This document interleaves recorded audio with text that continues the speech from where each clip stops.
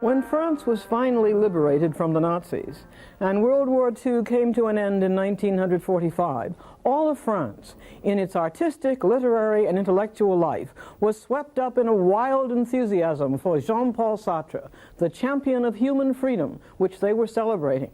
Sartre's philosophy of existentialism overwhelmed France. It dominated the intellectual and political and artistic life of the French people, and its power became so threatening that it was soon condemned by both the Roman Catholic Church and the Communist Party. The entire philosophy of Sartre was condemned for its atheism by the Roman Catholic Church in October 1948 and placed on the Index of Forbidden Books. And in December of 1948, Sartre was condemned as a bourgeois subjectivist at the Communist Party Peace Conference in Poland, and he was branded as a jackal with a typewriter and a hyena with a fountain pen. An example of the tremendous popularity of Sartre at this time was the scene at the lecture he gave in the evening of October 19th, 1945 in Paris at the Club Maintenant, the Now Club. Reports are that such a crowd struggled to get into the room in which Sartre was to give his lecture that 30 chairs were broken in the scuffle, and the audience so packed the room that 15 people fainted. The lecture which Sartre delivered is now famous under the title, "Existentialism is a Humanism." Sartre, as usual, brought home to his audience the meaning of his philosophical points by concrete illustrations, by examples drawn from the current scene, from the lived life of his and their own time. And so, to illustrate his ethics, the moral philosophy of his existentialism, Sartre told his audience the following story about one of his own students. The student came to Sartre for advice during the humiliating years of the German occupation of France from 1940 to 1944. "What shall I do?" the young French student asked Sartre. His mother was now alone and lived only for him and was totally dependent on his helping her to go on living. "I want to stay with her in France and help her," said the student. "But I also want to go to England where I can fight the Germans by joining the Free French Army there. Which should I choose?" Sartre points out that the student was hesitating between two kinds of morality, the morality of personal devotion and the morality of defending the whole society. Sartre says that the only possible reply he could make was to tell him that moral rules cannot guide us in concrete moral problems, and that he must choose alone, without the benefit of any abstract moral principles, and take the responsibility for whatever he chooses to do. But does it not strike you as incredible that Sartre, the great master of French existentialism, has nothing more to offer the morally conflicted student than to say, choose and take the responsibility?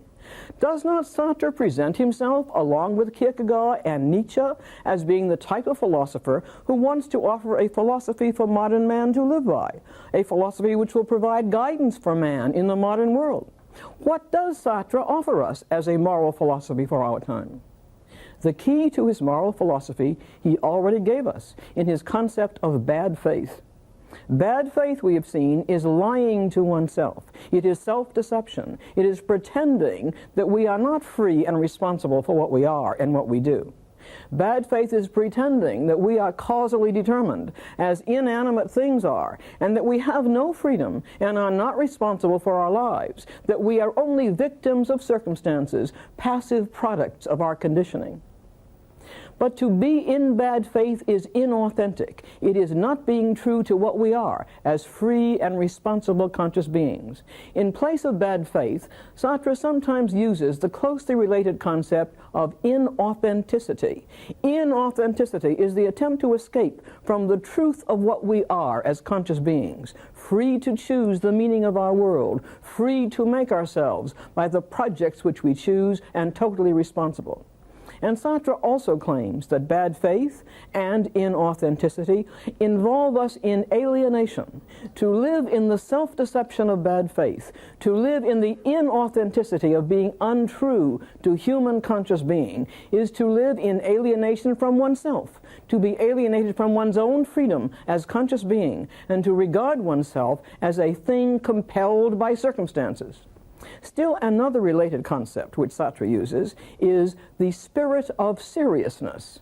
Sartre makes a devastating use of the spirit of seriousness to attack all those human types who accept the ordinary conventional morality of their own time, as if this morality was an eternal truth of the world, as if this morality belonged to the nature of things, rather than being what they choose and are therefore responsible for.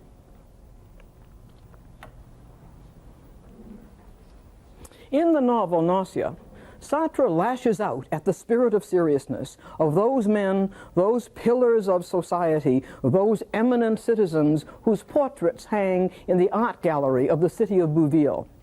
Roquentin detests them for the smugness with which they seem to regard the ordinary moral values by which they have lived their lives and made their contributions to the city of Bouville. They lived profitable lives at the top of the heap, financially, politically, and socially, by means of the spirit of seriousness, acting as if their moral values were physical laws of the universe, compelling them to act as they did. Sartre calls these eminent citizens of Bouville, Mudville, swine, stinkers, dirty pigs. And he says, values do not belong to the world. We are not determined by our moral values, says Sartre, as if they were physical laws. Values, like nothingness, enter the world only through human beings, through us. And we live like pigs if we do not see that we bear the responsibility for choosing them, for acting on them. Suppose, then, we wish not to live like filthy swine, wallowing in the sticky mud of conventional morality. Suppose we wish to avoid bad faith, inauthenticity, self-alienation, the spirit of seriousness. What then, according to Sartre, is morally right action? Action which does not fall into any of these traps. Sartre's answer is that I am acting morally when I abandon self-deception and make my moral choice in recognition that I am a free conscious being in choosing and am responsible for what I choose. I am acting morally in choosing as a free and responsible human being. But what shall I choose? On the basis of what principles, what ideals, what norms or standards do I choose? What universal values guide me in my actions? What is Sartre's answer? There are no moral ideals, no universal values to guide you. But here we have come face to face with a paradox, that Sartre's existentialism, which has forced me to recognize and avoid my tendencies to fall into self-deception, bad faith, inauthenticity, and the spirit of seriousness. This existentialism has, however, no principles, no ideals, no norms or standards, no universal values to give me any moral direction or guidance. Existentialist ethics must be said to be an attempt to provide moral philosophy without offering any principles for making moral choices or for guiding moral action. Absurdly, Sartre's existentialist ethics wags a moralizing finger at us, making us morally anxious about falling into bad faith. It frightens us into avoiding piggish inauthenticity and into recognizing that we are free in choosing and are responsible for our choices. But it is without any ability to give us any principles by which to choose. But why is this so? Why is existentialist ethics bankrupt, unable to provide us with principles or ideals which can point to what is the good for human life and what is right for me to do?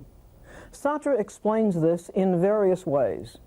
In the lecture, Existentialism is a Humanism, he takes the position of the German philosopher Nietzsche, that God is dead. And Sartre says, the existentialist finds it extremely embarrassing that God does not exist, for there disappears with him all possibility of finding values in an intelligible heaven.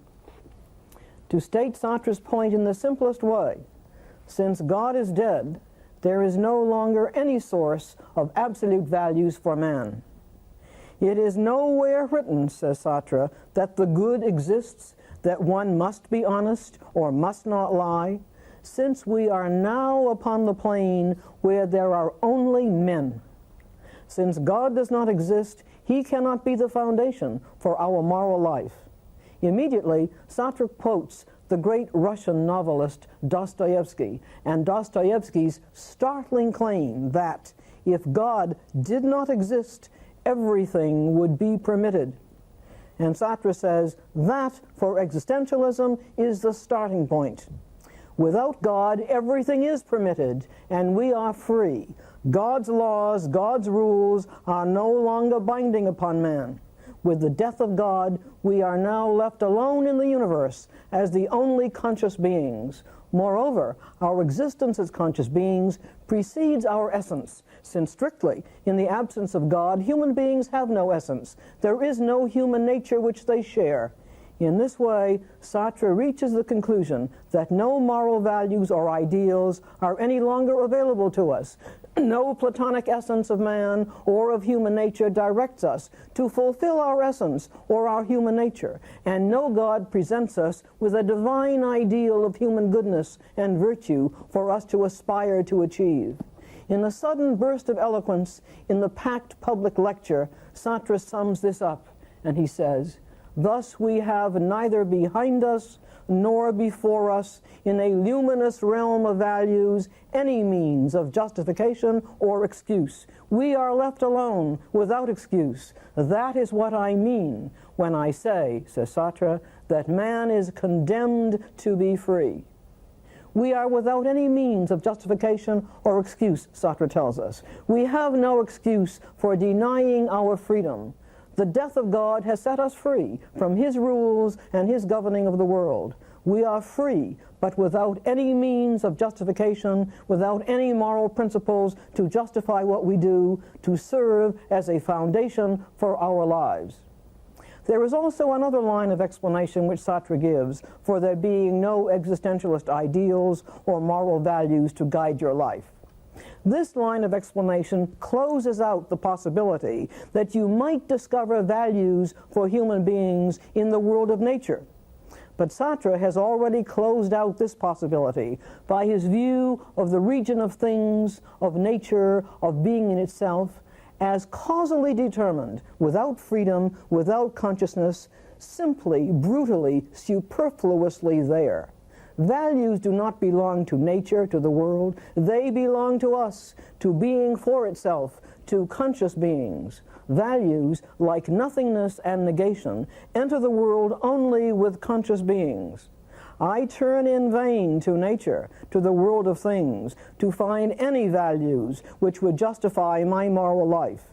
And so I am brought back again to recognize my dreadful freedom, that no foundation for my moral life is to be found outside me, that I myself, as a free conscious being, am the only foundation of my moral values and ideals.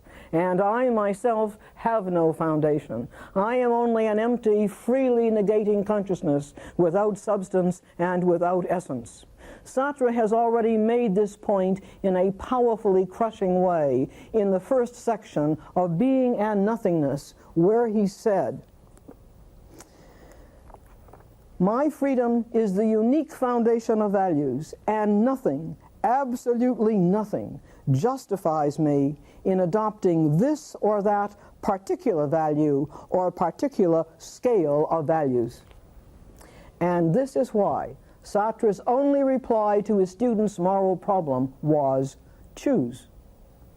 Now we can see clearly that for Sartrean existentialism, ethics is impossible. There are no moral values or rules or ideals or principles which can serve as the basis for ethics and which can justify one kind of life, one kind of moral decision rather than another.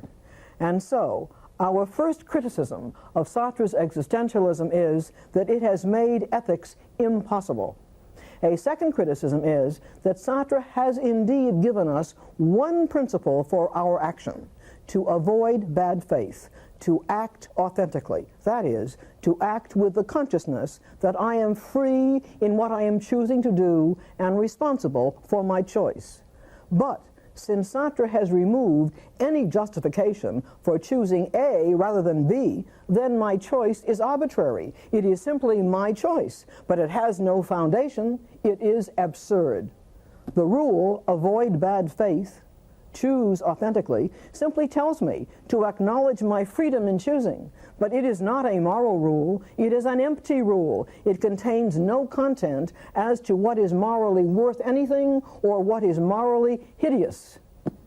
A third criticism of Sartre's existentialist ethics is that since the only rule it provides me with is the rule against self-deception and bad faith, then I have done all that is required of me, so long as I follow this rule and avoid bad faith and acknowledge that I alone freely choose what I do and am responsible. But then, anything that I freely choose to do meets the requirements of authenticity. One freely chosen act is as good as another, and there is no way out for discriminating between my freely chosen acts. Sartre himself sees this, and he says, toward the end of Being and Nothingness, all human activities are equivalent. And he adds, intending to shock us, it comes to the same thing whether one gets drunk alone or is a leader of nations. Both ways of life, undertaken freely, are equivalent. A last criticism of Sartre's existentialist ethics is that we see it now as an ethics hovering at the edge of nihilism. Nihilism may be defined as the viewpoint which expresses bitter disillusionment that human reason is powerless to justify one moral value over another, and that since all actions are therefore equivalent, nothing has any value, and only force and violence can take control. Is there no exit for Sartre from the charge that he has destroyed the foundation for ethics and that he has led us into nihilism? Already, in the lecture, Existentialism is a Humanism, Sartre was seeking an exit. Hastily in this public lecture, he attempted to provide a foundation for human life. This was his well-known attempt to argue that existentialism shares the moral values of traditional humanism, specifically humanism's value of freedom for all humankind. Sartre tries to argue that for existentialism, my choosing my own freedom as a conscious being necessarily involves my choosing freedom for all others. However, nothing that Sartre has told us in Nausea or in Being and Nothingness was based upon the humanistic value of universal freedom. In fact, Sartre has consistently taken the opposite view, that your freedom is a threat and an obstacle to mine. Your freedom, for Sartre, is my slavery. Let us turn to Sartre's view of human relations, hoping to see if there is an exit for him there. The best introduction to Sartre's view of the way conscious beings relate to one another is his play, No Exit, which was the first play to be performed in Paris after the liberation from the German army. It was performed on September 20th, 1944, and was immediately a huge success. And it has become a classic and has been constantly performed ever since. It has only 3 actors and no change of scenery. The 3 characters, a man and 2 women, one of whom is a lesbian, walk separately into a brightly lighted room furnished with 3 small sofas, knowing that they are dead and have been sent here to hell. Yet there are no instruments to torture them, there are no hell fires to burn them, there are only the other 2 people. Soon the horrible truth dawns upon them, that they are one another's torturers. Their damnation is for all eternity to torment one another. By the end of the play, they have tortured each other excruciatingly, and they have made the discovery that in hell there is no need for hell fire. As the male character says, hell is other people. That hell is other people is the core of Sartre's view of the way conscious beings relate to each other. Human relationships constitute the topic of Part 3 of Being and Nothingness, under the heading Being for Others. I exist as a conscious being, says Sartre, in a world of other conscious beings, in a world of being for others. I have being for others in two ways, says Sartre. First, I become aware of my own body as something which is known to other people. For other people, I am at first a body, a being in itself, although to myself, I am a conscious being, a being for itself. Second, I become aware of the bodies of other people, and in this way, of their existence as conscious beings. Sartre begins his highly original and penetrating psychological analysis of my being for others with his claim that I become fully aware of myself only when I am aware that I am an object for someone else's perception. Sartre is here following in the footsteps of Hegel. Hegel had said, I can be conscious of myself only as I am reflected in the consciousness of the other. Going beyond Hegel is Sartre's concept of the look. What does it mean for me to be aware that I am being looked at? Sartre gives us the unforgettable example of a peeping Tom, a voyeur, bending down to peer into an apartment through a keyhole, driven by sexual curiosity or by jealousy of the people in the apartment. The peeping Tom is aware only of what he sees through the keyhole. But suddenly, says Sartre, I hear footsteps in the hall. Someone is looking at me. And I am seized by shock and shame at being the kind of person the other is now perceiving me to be. Suddenly, by the look of the other, my world as it had appeared to me is drained away, goes down the drain, as Sartre says. Two things have happened to me as a result of my seeing the look of the other. First, I have become an object of the other's look. He sees me as a body. I am thing-like in his eyes. The other person relates to me by trying to predict now how I will behave, as he would try to predict how an animal or a plant will behave in certain circumstances. I am what he makes of me, not what I make myself. The second result of being looked at by the other person is that I begin to see that I am no longer master of my situation.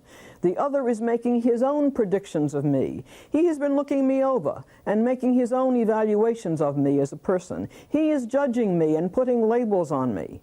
In my own defense, I try to overcome the other's freedom, which has the power to negate, to destroy my own freedom. As Sartre says, while I attempt to free myself from the hold of the other is trying to free himself from mine. While I seek to enslave the other seeks to enslave me. Descriptions of concrete behavior, says Sartre, must therefore be seen within the perspectives of conflict. And Sartre concludes with one of his most famous lines, conflict is the original meaning of being for others. Once again, we see how Sartre is borrowing from Hegel, here from Hegel's master-slave relationship, which clearly lies behind what Sartre means by being for others. Human relations for Sartre are those of masters and slaves, with even more subtle and frightening implications than Hegel had imagined. What I want, says Sartre, is to possess the other's freedom. I want to enslave the other as free. Only this will satisfy me. If the other has no freedom, enslaving him will not satisfy me. But if he is free, on the other hand, he will escape my possession of him. I will lose the satisfaction of mastery over his freedom. Sartre says later, in 1945, in the lecture Existentialism is a Humanism, that existentialism shares humanism's respect for human freedom. But here, in Being and Nothingness, Sartre describes all human relations as those in which I seek to enslave and possess the other's freedom. I do not respect the other's freedom. In fact, Sartre adds, respect for the other's freedom is a vain word. I seek to enslave the other's freedom. And so it is that conflict is the meaning of all human relations, conflict and hopelessness.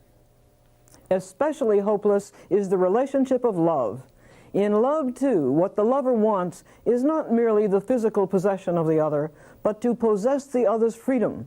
He does not want to enslave the beloved. He would feel cheapened by being loved by someone conditioned by psychological influences to love him. Total enslavement of the beloved to him, a mechanical beloved, would soon kill his love. The lover does not want to possess the beloved as a thing. He wants to possess the beloved as a free person. But the desire of the lover is hopeless. How can the beloved be possessed by me as a slave and still be free? There is even a deeper significance to love, says Sartre. We suffer as conscious beings from being empty, without substance, without essence, without any foundation for our lives. Love offers us a foundation. We seek a foundation for our being in the lover, in the idea that the lover is the real foundation of my being. We say, we were made for each other. He, she is all the world to me. Each of us is what justifies the other's existence. But this too fails, because it requires that each possess the other's freedom as the foundation of his life, and yet be freely loved by the other. But there is a contradiction here. The lover cannot be both free and my possession. And so the hopelessness of love is only another example of being for others, the world of human relations, in which I can relate to others only through enslaving or being enslaved. Love in its failure can lead to three different outcomes. I can be the slave, a masochistic object for the lover, suffering for the other's pleasure in his mastery. I can be the sadist and master the loved one by violence, or I can observe the other in indifference, but none of these will satisfy me.